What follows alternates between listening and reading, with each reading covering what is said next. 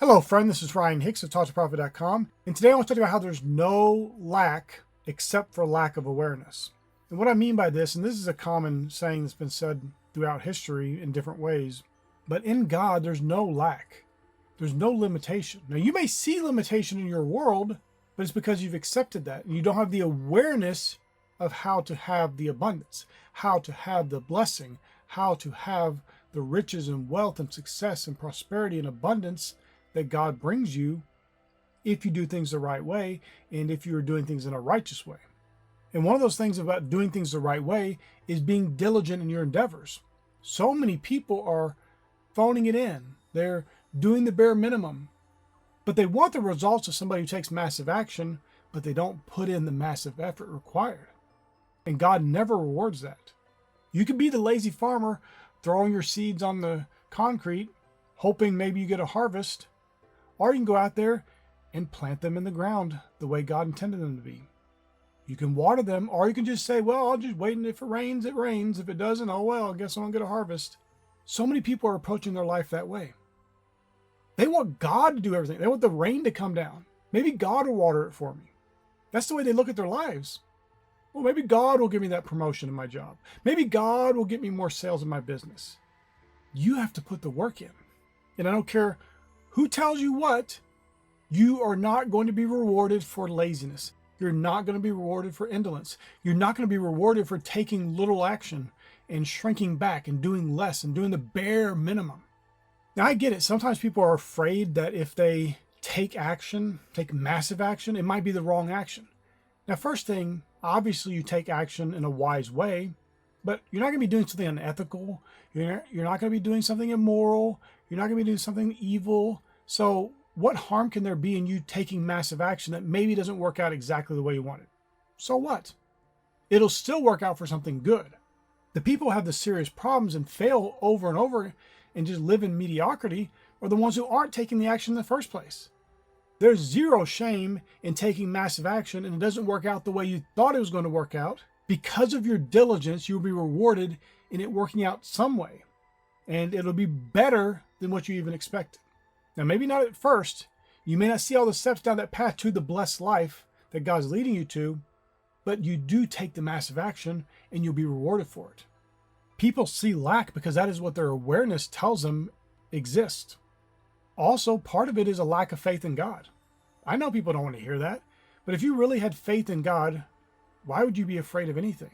If you really had faith in God, why would you be experiencing lack? If you really had faith in God, why would you even be believing for lack at all? Is there any lack in God? Well, no, but that's God, For me, that's not the same thing because, God may want to teach me a lesson. They have all these things that they've made up and they've been taught. Most of them haven't made it up on their own. They didn't sit down and think about it and meditate and really prayerfully consider the belief system they have of lack and limitation. They just accepted what some man has told them is true about God. And it's not true. It's a lie. And it's a faulty way of looking at life because it's a self-fulfilling prophecy. It will create within you the lack and limitation that you are seeing around you. The lack and limitation that you are experiencing in your issues of life will be manifesting because that is what is in your heart. You've allowed that in your heart, that impure thought, that lack and limitation thought, that doubt of God thought. And so you start to create that. You start to manifest that. You start to attract that in via the law of attraction and get all those lack and limitation experiences that you have no business experiencing in the first place because God is not limited. And I know people say, well, but that's just God. No. Jesus says, and if you believe Jesus, you need to take this up and run with it. Jesus says that with God, all things are possible. Everybody accepts that. But you know what he also said? He said, to him that believeth, all things are possible. So where's there any room in that, whether you think it's just talking about God only or you? As long as you believe and you don't doubt in your heart, you'll have whatsoever you say. There's no lack or limitation. The only lack and limitation that can exist is in your awareness. You believe for a certain thing, you experience that. You meditate in your heart about lack and limitation. Oh, there's poverty over here. Oh, there's illness over here. Oh, there's this and that. And you start to manifest it. But you must understand that is a choice you have made. You have chosen by your own free will to not be that one who doesn't doubt, to not be that one who is believing and receiving the things they want. You made that choice. Sure, you can talk about, well, it must be God's will, or you can blame it on the devil, or you can blame it on some other human, or whatever you want. But the reality is you made the choice. Now, many times people do not make it consciously. They don't sit down and say, you know what?